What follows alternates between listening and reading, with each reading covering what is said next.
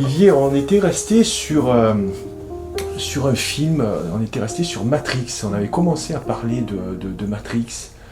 Et je voulais ton avis sur ce film qui montre en fait une certaine je dirais, réalité, qui n'est pas forcément celle que l'on voit.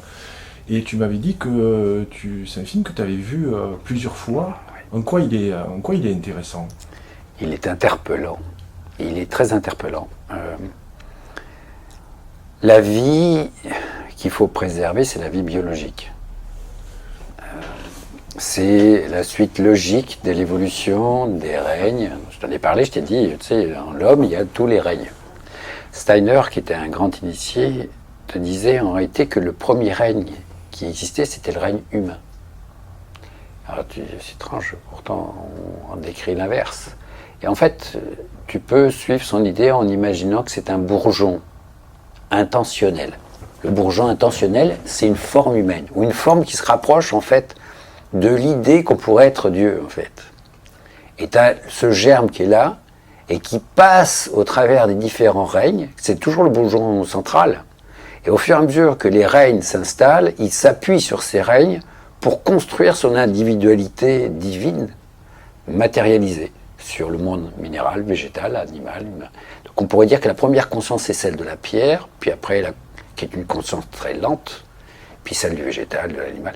Et l'homme est au cœur de ça. Ce qui fait qu'à chaque fois qu'il monte d'un étage, il acquiert les capacités ou le développement de conscience de ses règnes en dessous, en lui-même. Donc ça, c'est la nature, à la limite. Bon. Et on dirait qu'il y a presque quelque chose, une déviation qui peut se faire à un moment donné, au moment où le stade du mental se met en place, où au lieu de développer intrinsèquement ses qualités internes, tu vois, trouver à l'intérieur de lui-même cette expansion de sa conscience, quelque chose vient se plaquer dessus, qui serait de l'intelligence artificielle, et qui bloquerait cette évolution. En fait, cette évolution du monde intérieur vers le monde extérieur. Ça serait une espèce de voie de garage, une voie de déviation. Et ce qu'on te montre dans Matrix, c'est ça. C'est une déviance vers l'intelligence artificielle. Alors qu'elle arrive à un moment donné avec l'informatique, c'est absolument génial. Comprendre que quand tu regardes la construction d'un jeu vidéo, tu es des modèles d'organisation de ton monde, c'est fabuleux. Tu vois, au travers d'un jeu vidéo, quelque chose qui ressemble beaucoup à ta réalité. Dans les films comme Inception, où il plonge dans des rêves de des rêves, il y a des couches comme ça. Mais dans un jeu vidéo, il te faut une couche informatique, il te faut une couche pour le décor, une couche... Bon, ben c'est le même principe, si tu veux. Et donc, quand tu regardes ça, tu regardes que tu as effectivement toi aussi des trames comme ça. Et à un moment donné, il y a une sortie qui est possible où tout pourrait être presque détruit, toi, par quelque chose qui est inerte. Et dans le film Matrix, c'est ça. Tu vois une déviance qui se fait par l'intelligence artificielle. Tout le caractère du développement de l'émotionnel qui a été gagné sur le monde animal, puis après d'une espèce d'intelligence de cœur, encore plus haute, avec des synchronicités, etc. Et tout est détruit, là. C'est de l'instrumentalisme. L'objet prend le dessus sur l'humain. Et ça, c'est ce qu'on traverse actuellement, d'ailleurs. On est en fait, à ton avis, trop ancré dans la matière? Non. Dans notre... On n'est pas trop ancré dans la matière, puisqu'en réalité, on vient spiritualiser la matière. On est venu, en fait. Et oui, la matière, c'est une densification de l'esprit. Donc, si tu veux, on est venu coloniser ou créer une forme de densité. La lumière rentre au plus profond de son creuset pour créer quelque chose, une matière spirituelle, on pourrait dire ça comme ça. Et donc, plus tu ancres cette lumière dans la matière, plus tu spiritualises la matière, mais plus tu es ancré. Donc, on n'est pas trop matérialiste. On est juste passé lumineux dans le matérialisme. C'est ça. Si tu es dans un matérialisme de surface, tu vas consommer à l'excès, tu vas faire des débordements, tu vas écraser les autres pour avoir les choses pour toi. Bon, ce sont des distorsions. Mais si tu amènes la lumière ou la conscience de l'universalité, de l'interconnectivité des choses. Et dans la matière, tu vas la transcender en fait. Tu vas transcender cette matière, tu vas la rendre fluorescente, phosphorescente, tu vas changer quelque chose. On ne peut pas dire que tu ne seras pas matérialiste, tu seras matérialiste, tu auras toujours un corps en fait, mais un corps transcendé. Donc en fait le défaut, très souvent on dit mais non, vous manquerez d'ancrage, vous n'êtes pas là, vous planez avec vos idées hippies ou des choses comme ça, parce que tu planes, tu n'es pas là, non, il faut descendre, la lumière, ici on est venu pour ça, mais on est venu justement pour aller au fin fond. On pourrait donner une autre image, si tu veux. On peut considérer que la matière a une densité. Mais cette densité, le rapprochement des électrons par rapport au noyau de l'atome, peut très bien se transformer. Si par exemple j'excite ou j'augmente la fréquence de l'objet, il se peut que l'espace de l'objet intrinsèque se développe. Si on considère que l'univers est créé d'un Big Bang, c'est ce qui s'est passé. Donc il y a toujours une expansion. Et chaque point de l'expansion est en expansion. On considère à l'heure actuelle que même la Terre, en fait, son volume, il n'est pas stable, il augmente. Plus tu vas augmenter la fréquence, plus finalement ça va s'expanser. Et donc ça veut dire quoi ? Ça veut dire que la lumière descend dans la structure et l'expanse. Et c'est ce qu'on vient faire ici. Et l'intelligence artificielle, c'est une déviation qui bloque ce rôle en fait. Tu parlais de Schneider, donc c'est Rudolf. Steiner, oui. Ok. C'est un Allemand, il me semble. Oui, il est tombé à la mauvaise époque. Alors, quelle époque il est tombé? Justement, si tu veux. C'était l'époque nazie, donc ça ce qui a cassé quelque part son expansion. Mais il a fait la médecine biodynamique, il a fait des écoles Steiner avec une ouverture qu'on retrouve maintenant. Qu'on retrouve dans l'agriculture aussi. Ah il y a la biodynamique, oui, les absolument. droits de la biodynamique reposent en fait sur. C'est ça. Et à la limite, les modèles d'école, c'est un peu ce qu'ils ont suivi en Norvège, en Suède, où tu as justement des résultats fabuleux maintenant, puisqu'on suit beaucoup plus l'instinct de l'humain à se développer lui-même, à trouver en lui-même la réponse. Et ça, il fallait le respecter. Lui, il était déjà là-dedans. Et puis, tu as les produits Steiner, qui sont un peu issus des écoles alchimiques. Donc, quand tu as certains remèdes anthroposophiques, puisque c'est la médecine anthroposophique, tu dis, mais qui a eu l'idée de créer des choses comme ça ? Il y avait une différence entre la médecine anthroposophique et homéopathique. L'homéopathique, c'est le similimum, c'est-à-dire que tu prends un remède en correspondance avec l'intoxication qu'il provoque si tu le prends à l'état de matière. Et en fait, il dilue, il dynamise, donc il passe de la phase physique à la phase informationnelle, forme, informe. Ouais. Forme, esprit, on pourrait dire ça comme ça, et il donne ça pour lutter contre des symptômes similaires. Et en anthroposophie, c'est une autre version, et on utilise la forme.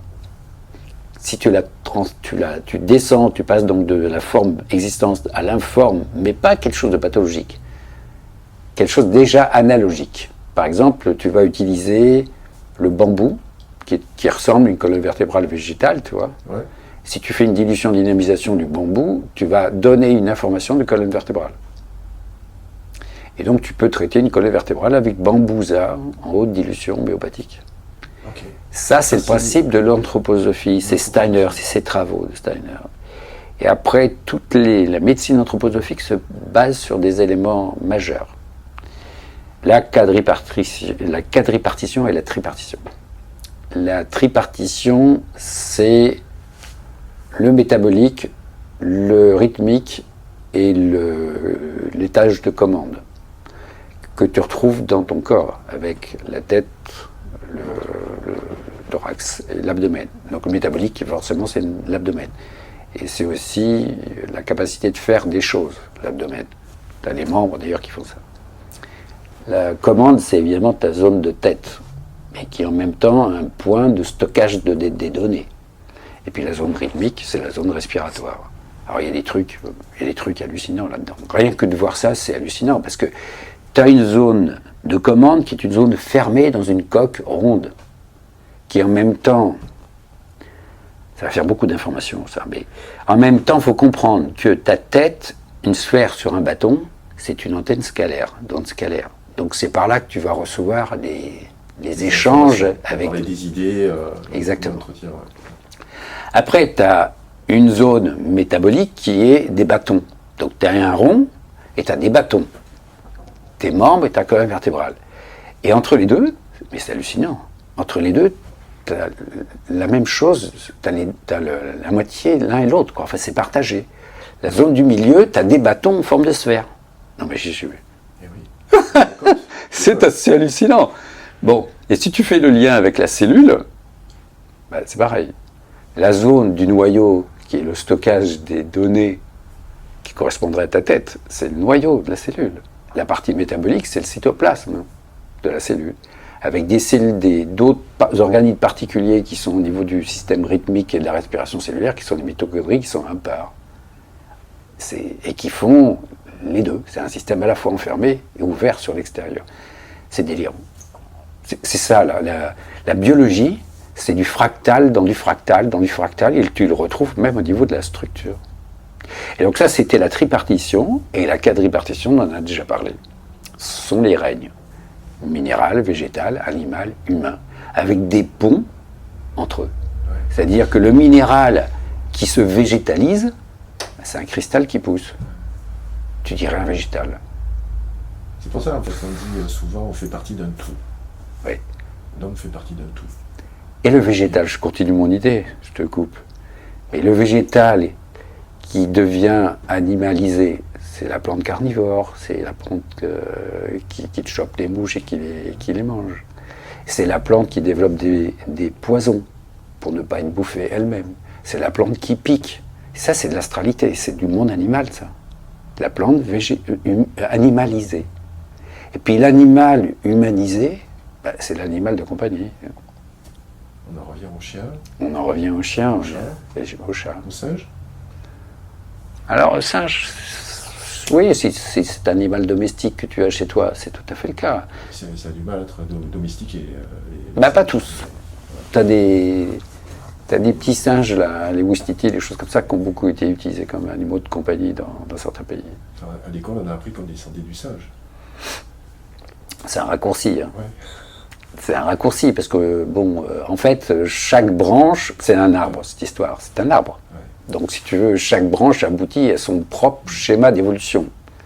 Et le tronc commun, on pourrait dire, c'est ce que je t'ai raconté tout de suite, en fait. Le tronc commun, c'est l'arrivée, c'est l'idée première, donc c'est l'humain. Sauf qu'il laisse des branches à tous les niveaux. Donc, il descend du singe. Non, le singe, à un moment donné, c'est une branche qui, elle, a continué jusqu'au singe. Il y a eu une forme commune, oui. Après, comment s'est fait le saut entre, tout d'un coup, un animal qui avait des capacités potentielles, on peut dire, mais qui n'était pas exprimé jusqu'au, je sais pas, au stade de l'agriculture, des choses comme ça, puis tout d'un coup on en arrive à des êtres qui sont plus évolués que d'autres, il y a peut-être eu une aide extérieure. En tout cas, c'est comme... Parlons-en. On arrive, en fait, c'était le Néandertal, donc ensuite l'homme de Cro-Magnon. Ça aussi, on peut dire que ce sont des branches. Ça aussi, ce sont des branches. Voilà. Ça aussi, ce sont des branches. C'est-à-dire que tu peux considérer qu'il y a des formes naturelles qui ont poussé. Et après, au travers de ces formes naturelles, qu'est-ce qui a pu intervenir dans le choix de ce qui est resté? Parce que là, on est à un stade, dans ces échelles fractales d'organisation, on arrive à un stade maintenant de la mondialisation. Que ça soit par la technologie, les réseaux, l'informatique, que ça soit par les marchés, que ce soit par les structures organisationnelles mondiales, militaires ou économiques. Et les médias aussi. On y est. Donc on est bien dans la mondialisation. Donc on est au stade d'après maintenant. Le stade d'après, c'est quoi? C'est une mondialisation par rapport à d'autres mondialisations. C'est-à-dire une civilisation qui habite sur une planète vis-à-vis d'autres civilisations qui habitent sur d'autres planètes. C'est le stade d'après. Ça veut dire quoi, finalement? Ça veut dire qu'on est au stade où il faut comprendre que l'univers est plein de vie. Et donc ces vies qui ont pu exister ailleurs, si elles auront eu un respect du processus d'évolution sur une planète, il n'est pas dit que d'autres ont respecté aussi ça, et qu'il n'y a pas eu à un moment donné, ou même sur un caractère positif, pour accélérer le processus d'évolution d'une planète, ils ont pu intervenir et alimenter l'évolution qu'ils voulaient. Donc maintenant, bonjour, on n'est plus dans un système, l'humain et sa planète Terre tout seul, isolé dans l'univers. C'était de toute façon un non-sens, ce truc-là. Je lis un livre intéressant en ce moment, c'est un enquêteur, journaliste allemand qui s'appelle Van Helsing, Oui. qui a écrit deux livres en fait, qu'il a intitulés Les livres jaunes. Je ne sais pas si tu as entendu parler. Le livre jaune Les livres jaunes, ouais. Non, c'est deux livres en fait, je suis en train de les lire. C'est très intéressant parce que ça en revient en fait à l'origine de la vie. Quand tu dis que Schneider dit que c'est lui-même en fait le départ, cette conscience, en fait, cette émanation de l'esprit, en fait, d'un Dieu qui a créé comme ça la vie. Il y a beaucoup aujourd'hui d'hypothèses concernant des civilisations anciennes. Je pense que tu es intéressé à ça. Donc que ce soit les Anunnaki, que ce soit les Atlantes, que ce soit les Hyperboréens. Voilà, qui sont restés en fait, les géants aussi, on a retrouvé aussi des traces comme ça, de squelettes avec des membres qui étaient absolument délirants, donc des homo sapiens qui faisaient quasiment 4 mètres de haut. C'est ça. Est-ce que tu t'es intéressé à ce type d'hypothèse? C'est au-delà de l'hypothèse. Qu'est-ce qui t'a amené à ça, à t'intéresser à ce type de sujet? C'est une évolution, c'est un processus qui est normal, je dirais, Comment je réfléchis à cette question. Je crois que c'est tellement naturel. Tu as eu un déclic, comme le chien que tu as guéri oui. Oui, alors déjà, on peut dire qu'il y a l'archéologie quand même qui t'amène forcément à des questions. Des pierres tellement gigantesques, déplacées, des technologies où moi je suis très bricoleur. J'ai toujours observé les travailleurs, les manuels, et j'ai toujours opéré beaucoup de choses moi-même. Donc je suis curieux. Les lois de la physique, quand tu passes au concours Veto, on te pose le concours est difficile par rapport à la physique et la chimie, etc. Donc forcément, tu es dans le discernement. Et quand tu vois certaines structures ou constructions, tu dis comment ils faisaient ça. À partir de là, les pyramides, par exemple. Les pyramides, bien sûr. Et à partir du moment où tu te poses cette question-là, tu es obligé de te poser la question, mais est-ce qu'il n'y a pas eu d'autres moyens que ceux qu'on décrit comme étant le fouet, et puis je ne sais pas quoi, moi, les roues... les troncs d'arbres qui roulent, c'est ça, le marteau... Ça n'a pas de sens. Il arrive à un moment donné, ça n'a pas de sens. Bon, donc, tu écoutes les uns et les autres, puis tu vas chercher à droite les idées qui fusent. Et forcément, alors je suis tombé à une époque sur les anciens astronautes, qui étaient des séries qu'on voyait, où justement on étudiait les alignements, on étudiait l'équateur de l'époque, le fait que la Terre ait bougé d'un certain nombre d'un angle, et donc tout était sur un ancien équateur. Bon, bref. Et donc là, oui, il rentre en ligne de compte d'autres civilisations. Mais je crois que c'est les prémices, en fait, de ce qu'on vit à l'heure actuelle, quoi. C'est les prémices. La première la prise de conscience de cette prise de conscience, oui. On parle ouvertement de ce type de... Oui, ça a été caché, tout a été caché. On pourrait se poser des questions majeures là-dessus. Pourquoi on a caché d'autres formes de vie à l'humain? Ça, c'est une question énorme. Quel était l'intérêt de cacher aux humains qu'il existait d'autres formes de vie dans l'univers?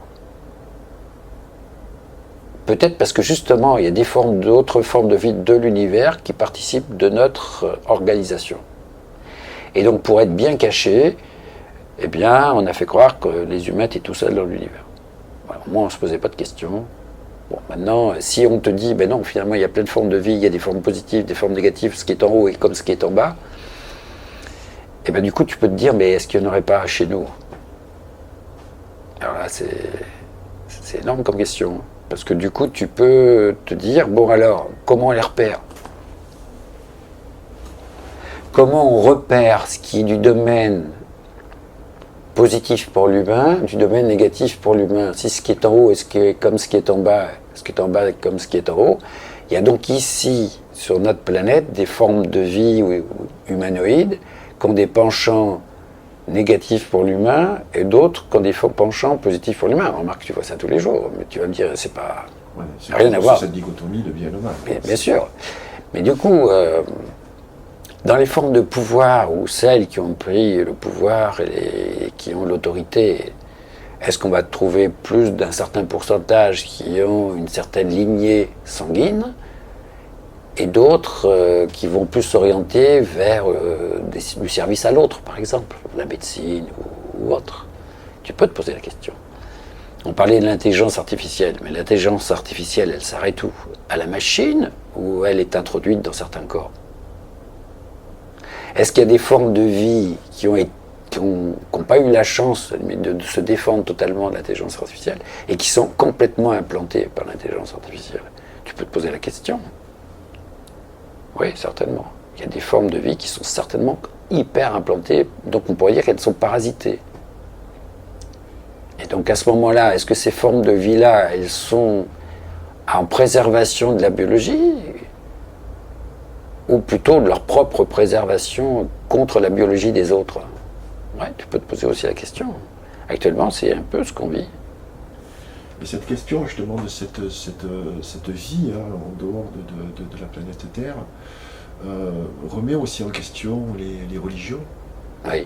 Parce quand on regarde en fait l'origine des religions, le descriptif qu'il y a dans certains passages, notamment de la Bible, avec des boules de feu, des vaisseaux, tu vois, il y a beaucoup en fait Il y a des choses énormes. Dans la Bible, tu as Adam et Ève, ça c'est énorme. C'est énorme parce que là on te dit... Ça change beaucoup de choses, là on n'est plus sur du darwinisme. Ah oui, non mais attends, mais justement... On te dit qu'Adam et Ève, enfin, ils sont nus, mais n'ont pas honte. Et puis on te dit que Adam est sorti de la côte, Ève est sortie de la côte d'Adam. Or la seule côte que je connais, moi, c'est le chromosome X et Y. Tu enlèves une côte du X, tu as un Y. Et là, tu sexualises. Donc on dirait que c'est de la génétique, ce truc-là. Et à partir du moment où on les a sexués, ils ont honte d'eux-mêmes. Et à ce moment-là, on leur dit, alors qu'ils étaient dans le paradis terrestre, on leur dit maintenant croissez, multipliez-vous. Donc avant, ils ne pouvaient pas croître et se multiplier, donc ils étaient clonés. Attends, on parle de quoi là? Attends, c'est énorme. Hein. Après, on te dit, ah ben finalement, elles mangent le fruit de l'arbre de la connaissance, et ça c'est dangereux. Donc on les punit.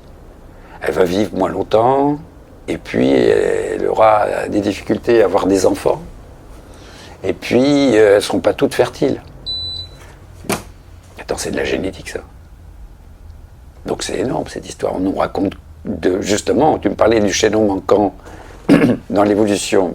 Et là, c'est de la technique, c'est de la transformation génétique à partir d'une base de données qui était peut-être locale, croisée peut-être avec les autochtones qui sont venus faire le changement, avec des clones au départ, pour finalement sexuer et libérer tout ça sur la planète. Et en même temps, avec une restriction disant « Ah ouais, il ne faut pas qu'ils accèdent jusqu'à la connaissance, parce que là, ils sont dangereux. Donc on va peut-être les diminuer génétiquement. » Attends, c'est ça la Bible, hein, c'est énorme quand même. Hein. C'est notre lecture de la Bible. Ah oui, mais c'est pourtant ça. Oui. Bon, après, les religions, oui, on peut remettre ça dans de la philosophie.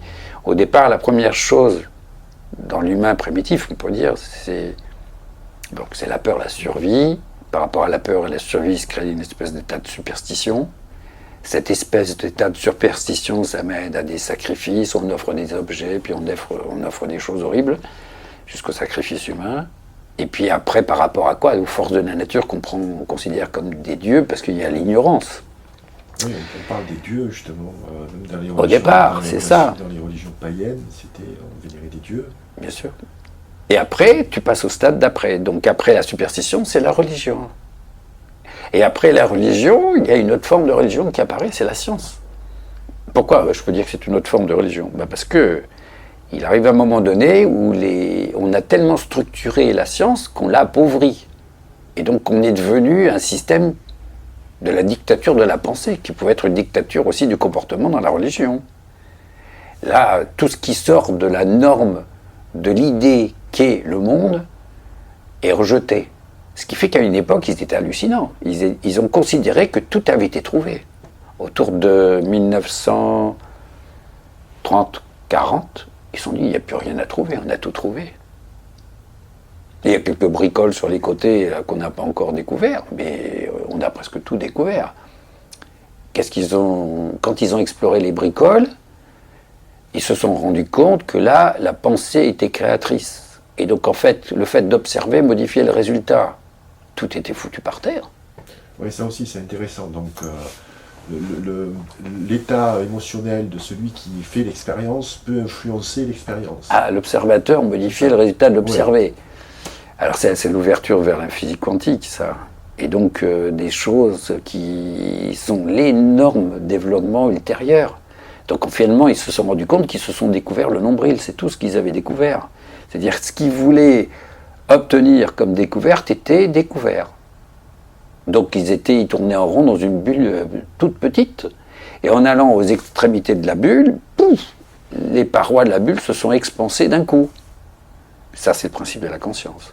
La conscience, tu es dans un mode de croyance, tu explores ton mode de croyance, puis au bout d'un moment, tu arrives aux limites de tes croyances qui deviennent bloquantes, il faut absolument les changer. Et la religion, c'est un peu le même principe aussi. Ta croyance te bloque. Donc, comment tu te retrouves bloqué par ta croyance? Parce que la nature extérieure te le prouve, quoi. Tu butes. Alors, tu butes, pour la vie d'un humain, ça peut être par rapport à un événement où tu butes tellement que tu en tombes malade, quoi. Et là, par rapport à un chercheur, il ne trouve pas. Donc, il faut trouver un nouveau modèle. Et là, ce qui se passe, donc pour un humain, pour la recherche, pour la science, pour la société, c'est pareil. Tout d'un coup, pouf, la conscience s'expanse avec des éléments nouveaux qui arrivent. Et là, l'élément majeur qui est arrivé, c'est la physique quantique, où l'être est complètement dans le monde qu'il participe à créer lui-même. Alors, c'est énorme. Là, c'est énorme. Et puis, ça a changé. Alors, c'est marrant parce que ça s'est mis en place partout. Ça date de quelle décennie? Ah ben justement, c'est ça qui est énorme. C'est que c'est à l'époque d'Einstein, ça a commencé, parce qu'à la fin, lui, il ne voulait pas trop la reconnaître. Mais c'est arrivé dans tous les côtés en même temps. Au niveau de la médecine, un peu plus tard, tu as eu Simonton qui disait « Vous tombez dans l'objet de vos peurs ». Lui, il luttait contre de la cancéro. En psycho, tu as eu Rogers qui disait « Vos croyances créent votre réalité ». Et puis, il y a eu la physique quantique qui dit c'est la matière est vide à 99,9999999, tombé 42 de 9%. Ne voyez pas les objets comme des objets, mais comme des possibilités de la conscience. Donc, après on t'a dit, finalement, 100% de la réalité, c'est vous qui la créez. Donc, les orientations, les poussées de la science sont revenues au même résultat. C'est-à-dire que tu baignes dans un monde que tu participes à créer toi-même. Et alors, au niveau, on peut dire, de la conscience collective, finalement, tu as 3 postures. Tu as la posture de l'acteur, baigné dans son monde en action-réaction, le monde extérieur domine sur lui, et il court de partout pour trouver des solutions. En courant de partout, il crée d'autres problèmes, et donc il faut trouver d'autres solutions. Et c'est la société où tu vois qui court de tous les côtés. Et ça, c'est facile à manipuler. Et puis, tu as une nouvelle posture qui est celle de l'observateur. Donc là, le gars, il se dit j'en ai marre, ça fait 10 fois que je vis le même truc. Je suis toujours confronté à un panneau. Et donc, il va voir quelqu'un, un miroir en fait, un thérapeute, un miroir. Il se pose là, il creuse sur lui-même, le miroir l'aide à se voir lui-même. Ah, c'est ça la cause. Paf, le fait de voir la cause, fou, ça fait disparaître les conditions qui créent les situations. Et donc là, tu as deux postures, acteur-observateur. Une fois que c'est fait, on ne revient pas en arrière. Le gars, il sait qu'il a la capacité de changer le cours des événements par un travail sur lui-même, en s'observant, ou en observant le retour que le monde extérieur lui donne de lui-même. Là, déjà, si tu veux, monde intérieur, monde extérieur, ça commence à se balancer l'un dans l'autre. Et c'est tous les domaines de la psycho, et de la kinésio maintenant, du neurotraining, tout ça. Et puis tu as une troisième posture. Elle nous vient beaucoup des écoles russes. C'est celle de créateur. Créateur, c'est quoi? Le matin, je prends 10 minutes, je me mets dans un état méditatif où j'imagine la beauté autour de moi, la bonté, l'amour, la lumière, je le rayonne, je le balance de partout. J'ai une journée hyper calme, peinard. Comment ça se fait que les jours où je ne le fais pas, j'ai pas la même journée? C'est donc bien que je participe de quelque chose. C'est ce que dit la physique quantique. Vous co-créez votre réalité. Alors co-créer. Pourquoi co-créer? Parce que l'univers, moi je te dis, c'est une femme enceinte. Tu mets une intention dedans et elle le produit. Okay. C'est ça l'univers. C'est une grande maman. Tu mets une pensée d'amour et une intention qui est bonne pour toi. En plus, elle est bonne pour les autres. Alors c'est génial. Elle le produit encore plus vite. Donc tu n'es pas que créateur. Tu es co-créateur. C'est à la fois de la physique quantique, c'est de la sociologie, c'est de la médecine, c'est la vie de tous les jours. 3 postures. Et justement, la période qu'on vit actuellement, avec ces stress, en fait, qui sont des stress dérivatifs, qui sont produits essentiellement par ceux qui nous dirigent, par les médias, nous plonge dans cet état de colère, d'impuissance aussi. C'est fait exprès. Voilà. C'est fait exprès. Il faut arriver à s'extraire. Alors ça, c'est compliqué. Parce que tu es individualisé et collectif. On a 2 postures. Et donc, tu dois avoir la capacité de t'extraire de la conscience collective et accepter pour autant la conscience collective. T'extraire, c'est le moment où tu es en toi-même, dans des moments de recueillement. Ça peut être une prière, une méditation, ou même un état de rêve, en fait. Et puis là, tu t'ouvres, je sais pas, au galactique, en fait. Ouais. Ça peut être aussi en lisant un livre, où tu t'échappes. Et puis, tu es obligé de retourner dans la conscience collective, parce que tu es venu pour ça. Tu es venu pour y jouer un rôle. Tu es venu comme un canal d'information individuelle. On est des réseaux libres. Et tiens, je vais te raconter une histoire superbe. Ils avaient fait une expérience à une époque. Ils avaient mis un robot. Je ne sais plus si c'était Huxley ou je ne sais plus comment il s'appelait ce gars qui avait trouvé cette astuce. C'était un robot qui déterminait à chaque instant la direction dans laquelle il allait aller. Donc il faisait 20 cm. Toc, il tirait au hasard, il reprenait 20 cm d'un côté ou de l'autre, bon, c'était au hasard. Et donc, quand tu le mettais, il se baladait avec une espèce de crayon et qui notait sur un graphe son déplacement, sur le papier. Et ils ont eu l'idée de prendre des poussins et de mettre à la naissance du poussin ce robot. Alors tu sais que tu as un attachement du poussin à tout ce qu'il voit en premier, il y a une dépendance, ouais, il y a un parentage, quelque chose comme ça. Et donc ils mettaient le poussin dans une petite cage à proximité du périmètre de déplacement du robot. Et bien tu t'aperçois que le robot se déplace finalement principalement du côté du poussin. Donc il y a une interaction directe. Alors là, ça aussi c'est énorme. Ça veut dire que l'inanimé et l'animé ont des points communs. Ça veut dire que même la matière inanimée est spirituelle. Ça veut dire qu'il y a des interactions informationnelles qui s'opèrent par voie de cœur entre tous les objets de la création. Ah, c'est énorme. Et là aussi, tu peux en revenir justement aux travaux des Russes, où eux vont considérer que tout objet a été construit sur l'idée du concepteur, porte en lui-même un canon de l'idée qui a été produite pour le construire, et donc, si tu le conçois comme ça, et que tu te mets face à lui avec ton ouverture de cœur, il n'y a pas de raison que tu ne comprennes pas la technologie qui est employée pour créer l'objet. Ah, t'es scotché là. C'est extraordinaire. C'est extraordinaire, ça veut dire que quelque part, il faut stopper de croire qu'on n'est pas capable de. On est capable de tout faire. On doit être capable, à un moment donné ou à un autre, de comprendre telle chose, d'assimiler telle chose, de produire telle chose. si tu te mets sur le cœur et dans l'ouverture, tu dois avoir ces espèces de téléchargements, un peu comme dans Matrix, justement. Oui, c'est ça, en fait. Tu as ce téléchargement de l'univers qui va... Parce que... Alors, là aussi, il y a un truc génial. J'aime bien faire des parallèles, tu sais, entre, je t'ai dit tout à l'heure, le jeu vidéo. Mais là, c'est pareil. Tu as ton ordinateur. Tu veux rentrer tes images, tu rentres tes dossiers, tu rentres tes machins. Mais tu es limité. Au bout d'un moment, tu as saturé ton ordinateur, il n'avance plus. Alors, qu'est-ce qu'on t'a proposé dans la technologie moderne? Des clouds. Ouais. Non. Donc, tu mets tout à l'extérieur, et puis si tu en as besoin, tu vas le rechercher. Attends, ton ordinateur, c'est toi. Donc, est-ce qu'il faut stocker absolument tout en toi? Tu sais que c'est pas possible, tu n'y arrives pas. Tu peux juste aller le chercher, en fait. Alors, comment faire? Si le cloud, c'était l'univers, et si finalement, tu n'avais pas l'accès à tout l'univers, ou plutôt l'inverse, et si tu avais l'accès à tout l'univers? Si finalement l'univers et toi, l'ordinateur, la partie individualisée était la même chose, ton cloud serait interactif avec toi en chaque instant, comme dans l'histoire de Matrix. Où là, c'est différent, c'est un mec à l'extérieur qui télécharge les données.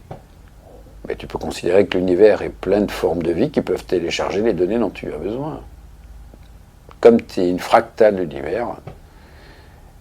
Alors comment on peut le prouver que ça existe ça? Avec des êtres qui te font des cours qui n'en finissent plus, qui n'ont jamais été dits, et qui parlent comme ça des heures. T'as Grabovoy qui est comme ça, tu avais... Dimitri Grabovoy, on en a parlé quelques fois dans le club. Donc c'est un russe. Oui, il ne faut pas se fier sur sa fiche Wikipédia parce que bon... C'est Grigori Petrovitch Grabovoy. Mais il n'y a pas que lui qui faisait ça, il y en a un autre qui parlait comme ça des heures, avec des données qui étaient... je ne sais plus son nom. C'était Petrov, non? Petrov, c'est un des élèves de Grabovoy. Non, c'était pas un russe, c'était un français dont je te parle, qui faisait ça aussi. Mais il y en a eu d'autres. Mais quand tu prends des sages ou de l'Inde ou autres, ils te racontent des choses très mesurées, mais tu as l'impression que ça coule de source, ça vient comme ça, c'est direct. Et là, ça te prouve que eux, ils utilisent le cloud, ils retiennent, ils n'ont pas besoin des données en stock dans leur tête, quoi. C'est comme ça, c'est juste branché et vous. On parle aussi souvent de communication animale. Oui. Tu vois, de se brancher sur l'esprit aussi de l'animal, d'avoir donc c'est une espèce de connexion au cloud, c'est pareil, quoi. Absolument. Tout est comme ça. Donc oui, la communication animale, c'est tout ce qui est du domaine du channeling, tout ce qui est du domaine de la com, en fait. Tu l'as expérimenté, toi?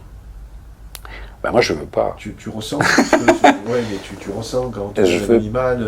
Oui, moi, si tu veux, j'expérimente tout le temps. Et donc, j'ai mis des freins aussi. Parce que si je dois castrer un chat, parce que si jamais je le castre pas, il va avoir les oreilles déchirées ou l'œil crevé parce qu'il va se battre de tous les côtés, je vais pas lui demander son avis. Donc il y a quand même des choses que je fais contre nature, moi. Mais je les accepte parce que je trouve qu'on vit dans un monde de distorsion. Et donc je suis obligé d'accepter un pourcentage de distorsion même dans ce que je produis ou dans ce que je fais. Donc là, la com, je la ferai pas. Je sais que je fais quelque chose que, même si au final c'est pour son bien, attends, je nuis quand même à sa nature. Ouais. Bon. Et par contre, tu vois, par exemple, puisqu'on revient un peu aux animaux, on va parler d'un sujet important, c'est la mort de l'animal. Et j'aime bien organiser le décès naturel de l'animal, sans passer par une injection fatale. Et c'est possible. C'est possible. Il y a des moyens de... Mais justement, c'est de la com. C'est de la com. Tu as un animal qui est vraiment au bout du rouleau, qui est affaibli et qui vit toujours. Et tu te demandes un peu, mais comment il vit? Et à la limite, il ne mange plus, il boit à peine. Et là, tu t'aperçois qu'en fait, il vit par processus d'attachement au maître et par vampirisation. Le maître veut tellement pas qu'il s'en aille qu'il reste. Lui a un tel lien d'attachement à son maître qui restent aussi. Et ben en fait, pour exister, ils se nourrissent de prana, en fait, c'est un peu des praniques. Ils se nourrissent. Et d'ailleurs, tu le sens parce qu'ils t'épuisent. Et dans ces moments-là, en fait, je propose aux maîtres de créer une situation de détachement. Donc je leur demande de se poser chez eux sur une chaise, de se mettre dans un état d'auto-hypnose ou de sophro ou de méditation, si tu veux. Et d'imaginer, une fois qu'ils sont bien, qu'ils sont dans un sentiment d'amour universel, d'un sentiment de paix intérieure, d'imaginer leur animal et de communiquer en leur disant bah, tu peux y aller, ton avenir maintenant c'est se libérer de cette forme qui t'est nocive, qui te pose une contrainte, qui n'a plus aucun intérêt, et de partir vers d'autres aventures en fait. Et d'imaginer, je leur demande, imaginez la réponse. Imaginez l'animal dans sa lumière qui vous remercie des temps passés ensemble. Mais c'est extraordinaire. La grande majorité s'en vont dans les 2 heures qui suivent. Ils vont se coucher, ils dorment, ils meurent. Ah, c'est énorme. C'est énorme. Et puis tu fais un bien aux deux, au maître et à l'animal. Ça, c'est pour des morts, je dirais, de vieillesse, des morts naturelles. Alors, c'est plus des morts de vieillesse. Alors, c'est vrai que des morts de vieillesse et des morts de maladie sont très souvent confondus. Ouais. Parce que tu as un animal qui a 15 ans, qui a un cancer généralisé, certains vont dire, mais non, il est mort du cancer. Non, il est mort de vieillesse. Donc, c'est le même principe, il faut bien partir de quelque chose. Donc, bon. Ça s'applique, disons que c'est plus facile à appliquer à un individu, ou enfin un animal qui est déjà décroché, en partie décroché. Oui. Alors qu'un animal qui est tout jeune, qui vient d'avoir une pathologie tellement lourde que tu vas être obligé de passer à l'acte, là franchement, non. Ça c'est parce que ça signe notre incapacité à le soigner. Ça signe qu'on a des progrès à faire. Et que les ressources dont on dispose actuellement pour le soigner ne sont pas au point. C'est un échec. Et l'échec fait partie de la vie. Ça fait partie plutôt des processus d'évolution, mais en même temps des freins qu'on a collés à l'humanité. Parce qu'il y a tout un tas de techniques, de remèdes ou autres qu'on aurait pu utiliser qui ont été mis de côté et qui ont des vertus thérapeutiques énormes, mais comme on est dans une civilisation en phase de croissance et qui n'a pas suffisamment de recul sur elle-même pour préserver sa planète, pour préserver la qualité de sa vie, etc., etc. Donc c'est un peu, ça part en folie. Et donc on ne sait pas finalement. Là, à l'heure actuelle, les tendances est plutôt de limiter la vie, voire de dégager par rapport au nombre qu'on est sur cette planète. Mais c'est pas ça qu'il faudrait faire, c'est développer la conscience, développer la philosophie de la vie, développer le respect de l'environnement. Et donc du coup, on pourrait tous guérir et tous vivre beaucoup plus longtemps. C'est pas ce qui a été choisi. Ouais, j'ai fait un dossier dimanche sur les Georgia Guidestones. Ouais. Eh oui, c'est ça. Ils ont choisi une autre forme. C'est pas celle-là qui a été choisie. Mais ça va changer. Enfin, j'espère. Merci Olivier. On va rester là. D'accord. La suite au prochain numéro. Ok, avec plaisir. Ouais. Bon, super.